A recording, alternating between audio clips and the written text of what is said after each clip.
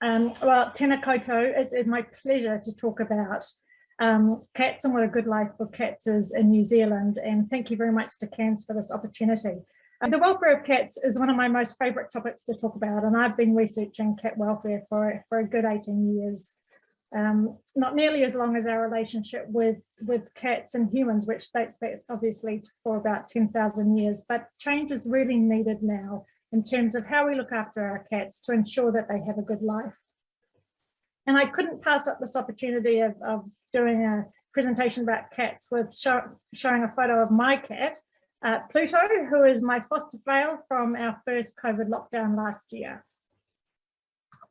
I'd just like to start this presentation by recognising the intrinsic value of cats as sentient beings, as defined under our New Zealand Animal Welfare Act, and as mentioned by Minister O'Connor and Natalie as well as the value of companion animals in New Zealand and the value of cats to communities and also the New Zealand society. It's really worth recognising the importance of balancing the needs of cats, cat owners and cat carers with the potential and possible negative impacts of cats on our communities, other species and our ecosystems. But I just want to clarify that the focus of my talk today is on owned companion cats, and it's not going to focus on stray cats or feral cats. They warrant whole talks in their own right. And so this talk is just focusing on how we can provide a good life for owned cats in New Zealand. Just making sure why that's not moving. Sorry, I seem to have good sound issues, but not good moving across my screen issues. So, oh, yes, good. Okay. So one of the key facets of ensuring a good life for cats is responsible cat ownership or guardianship. And there's a number of key components within this, and these include desexing and microchipping, making sure that microchip is actually registered on the companion animal register, and I note David has put in the chat links to that, and also the importance of keeping your contact details up to date, as well as other things like vaccinations, flea and worm treatment, and regular visits with your veterinarian. Really important. But none of this information is new. And evidence-based animal welfare organisations around the world have been enforcing these messages for the last few decades, but yet we still have an overpopulation of cats in New Zealand. Our latest CANZ survey in 2020 found that we have approximately 1.2 million companion cats in New Zealand across 41% of households. But yet animal welfare shelters across New Zealand are inundated with unwanted cats and kittens on a daily basis. And just to give you an example of the scale of this, just my organisation alone, SPCA, has about 80% of the 40,000 incoming animals as cats per annum. So this talk is to address ways that we can ensure that cats in New Zealand are cats on laps and have a good life. But let's start with desexing as a key component. The desexing rate for companion animals in New Zealand for cats is high. It's about 84%. But this has been a downward trend in the numbers of owners that have reported that their cats have been desexed, from 93% in 2015 in our last CANZ survey. So despite only having 16% of owned cats that are not desexed, these, along with stray cats, cause a huge number of kittens, as the image in this slide shows. The most common reasons for not desexing cats are cited as the cost, even though veterinarians are doing it at a very low cost already, often as a loss leader, and also a general feeling that it is not necessary. But in addition to cats that have not been sexed, some also have a litter before they're not desexed, which further contribute to the unwanted cat population. The likelihood of undesexed companion cats contributing to the unwanted population of cats is exacerbated by the overwhelming majority of cat owners that allow their cats to roam freely in New Zealand.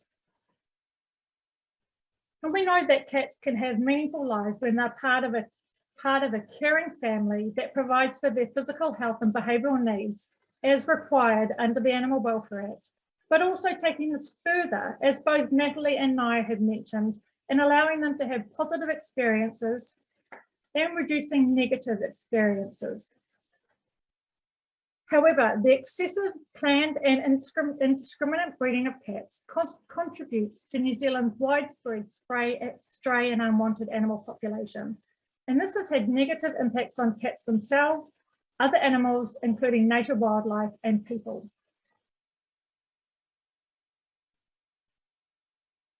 So to increase the number of responsible cat owners in New Zealand, it's important to discuss the introduction of legislation requiring mandatory desexing of cats at transfer of ownership or point of sale for all cats, except for registered breeding animals. If we did have mandatory desexing at point of sale or transfer of ownership, this would motivate the responsible supply of cats and kittens through formal channels in New Zealand. This strategy would improve the welfare of cats in New Zealand and reduce the negative impacts on communities' agriculture and biodiversity. An exemption for mandatory desexing, though, is important that we have a licensed breeder program. And there is some really fantastic work being done in this space by New Zealand Cat Fancy, who are part of the CANZ board. And so there's already an established good framework for this in New Zealand. But it's really important that the licensed breeder scheme covers all cats, and not just pedigree cats, because of course, some people want other cats, not just pedigree cats.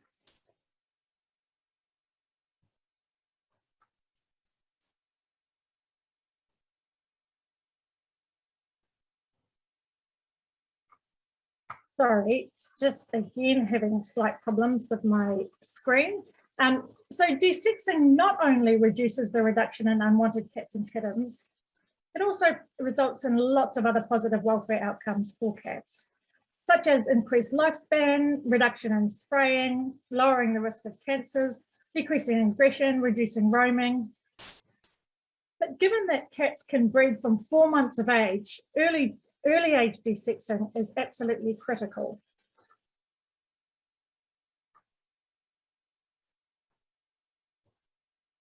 Early age desexing is safe for your cat and produces a number of benefits, such as better surgical outcomes, decrease in mammary cancers, decrease in behavioural problems that are linked to shelter surrender. And we've heard from Jessica about issues around cats in shelters and the difficulty in making sure that their welfare is looked after properly. Decrease in unwanted kittens ending up in shelters. And I have to say, kitten season has well and truly started this year. Most people are not aware that cats can have kittens so early. Your cat does not need to have a litter to be happy, so why wait? But desexing is not the only component to ensuring that your cat has a good life. We also need to make sure that they are safe and happy.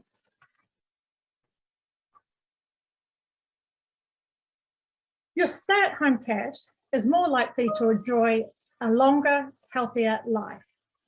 This includes spending more quality time with you, keeping them safe from road traffic, avoiding problems with your neighbours, and reducing the risk that they will harm and kill other animals. Every cat is different though. Some will adjust to being a stay-at-home cat, the stay-at-home cat lifestyle much more easily than others. And for some people, it's much easier to start earlier. So to start with kittens, and most kittens will adopt very well to being a stay-at-home cat. But if you have an older cat that currently roams, then the best way to help them settle into an at-home lifestyle is to introduce it gradually. So you can start by keeping them in at night, although I just want to note that predation does not just occur at night, but then slowly increase the time that they're kept at home during the day. If your cat has everything it needs and you can actually look after its welfare needs, both physical and mental needs, and this becomes its routine, you'll be surprised at how well cats are able to settle into this stay-at-home lifestyle.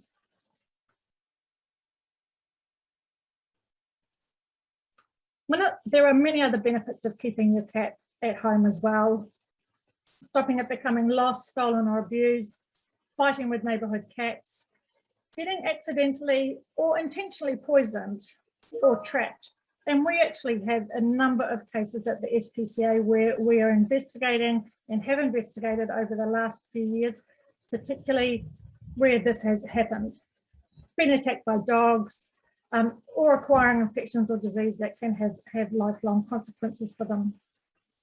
So there's lots of benefits to having a stay-at-home cat. So how do we keep cats at home and happy and safe? So there's 3 options that I'm just going to quickly touch on just to explain these for you. The first one is having a cat that has access to an outdoor area. So being able to access your own garden, but with an escape-proof fence. So cat-proof rolling bars are excellent for keeping your cats in, as well as keeping other cats out, which is also a really key component, which in other cats that are coming into your cat's territory, really stressful for them. So it's important so that you stop your cat going out and other cats coming in. So that's the first option and how we can do this. The second option is by having cats that have access to an outdoor enclosure, or otherwise known as a catio. And this is a great way of giving animals the opportunity to have indoor and outdoor safe options if letting your cat into your garden does not work for you. And it may be that you're in an ecologically sensitive area, or it may be that you just are particularly aware of the risks to your cat for going outside, and that you're wanting to keep it safe. So that's the second option. The third option is having a cat that exclusively lives indoors. And depending on where you live, this may be the most appropriate area for you.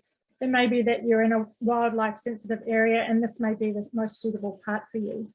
Just because you have an exclusive indoor cat, you can have access areas or balconies and porches that you can enclose as well, so your cat can have access to fresh air and sunshine and outdoor sights and smells. So all very important. But what do cats need for a good life? Well, there's basic needs that your cat has to have, and these involve resource provision and other functional parts of the domains model that Naya discussed earlier.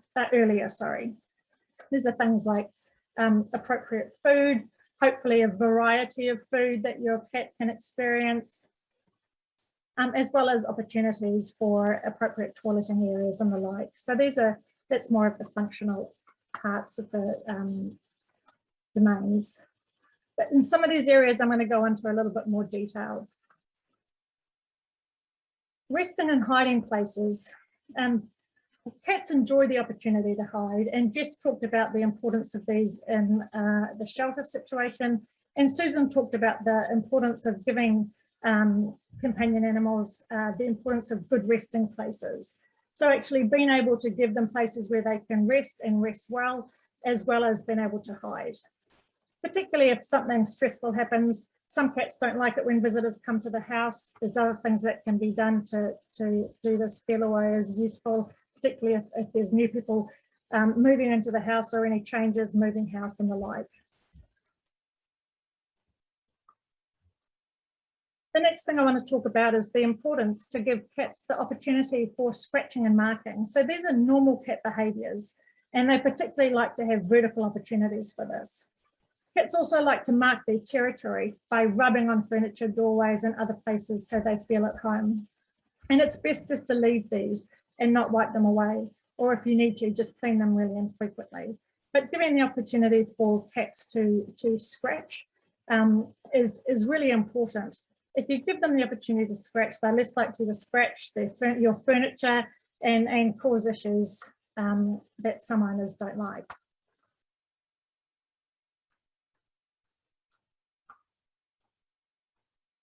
The next is my favourite, which is mental and physical stimulation. These are critically important from a cat welfare perspective, and we have to give cats the opportunity both to exercise their bodies, but also their minds, to allow for positive opportunities for them and to what helps lead for cats to have a good life.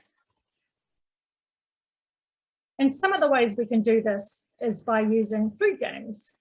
So there's lots of ways we can do food games. Food games provide your cats with new and engaging opportunities and activities during feeding time, such as puzzle feeders, scatter feeding, or training your cat for treats, which can be very, very successful. The next is playtime. And playtime is a key component, and we've heard from many of the speakers already today about the importance of our animals to be able to play and what that actually means to them. And that they have meaningful play for their natural behaviours and what they actually need.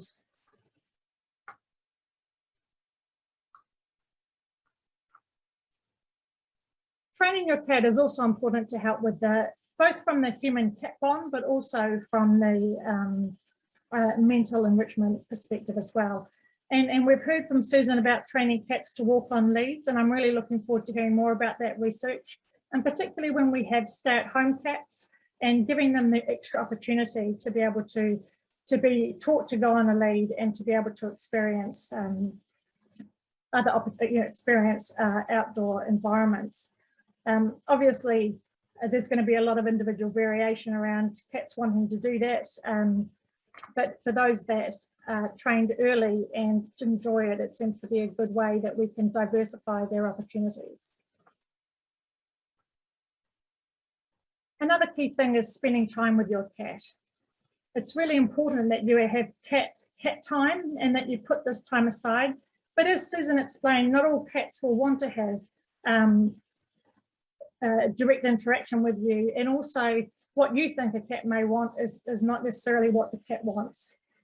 So it's best to let your cat approach you and have it on your terms in terms of that level of interaction. So on the cat's terms in terms of interaction. And on that note, and I'm very aware of time, I just want to say thank you very much for listening.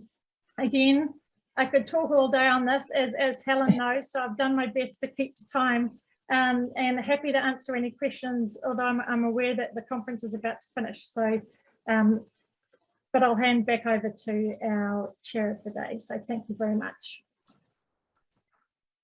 Thanks, Arnja. That was great. Really good summary of a whole bunch of really important concepts in that talk. Not surprisingly, you will not be surprised. This has generated quite a number of questions in the background, as is wont to happen when we start talking about cats. So I just want to respond to a few common threads that have come through in those questions, and that's really simply by saying the National Cat Strategy document that is available on the CANZ website addresses a number of those questions that have been placed there around where the regional councils, local government fit into the idea of cat management, and this includes both companion cats, online sales, and also stray cats as well. So for those questions that have come through regarding local government, their input, I'm going to steer you to that document. It is rather long, but there is an executive summary at the front end, so please go and engage there, and that's a reasonably holistic overview of what we would see as the path forward for overarching cat management in New Zealand. So that being said, I am aware of time too, but there's a couple of interesting questions I'd just like to put to you, Arnja. The first one you may find a little bit awkward, and feel free if you want to throw it back, but so we know that there are adverse effects of early age desexing in cats, as we know there are in dogs, especially large breed dogs.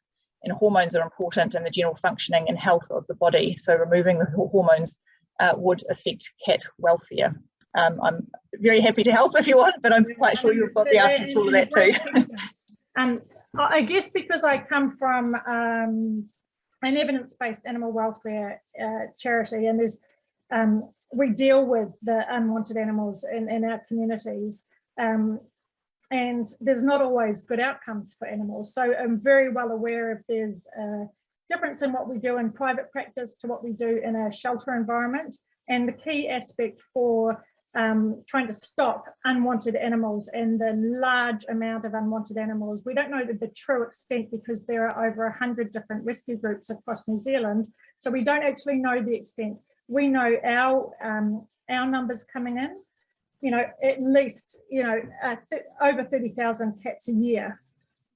So yes, I take the point that there are some benefits to not, but actually the overall greater good of early age desexing, certainly from my opinion, outweighs any negatives.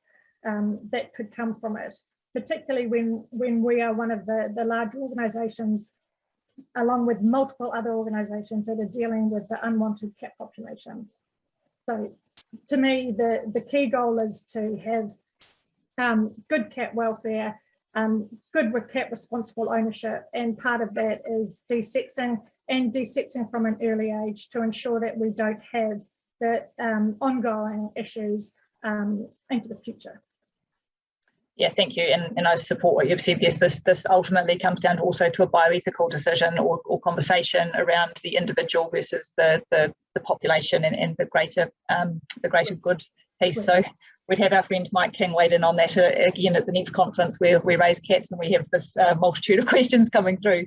So we'll definitely come back to that one at some point, I'm sure. I just want to mention dogs are different and large breed dogs are different, but here we are, we're talking about cats and cats only. Yeah.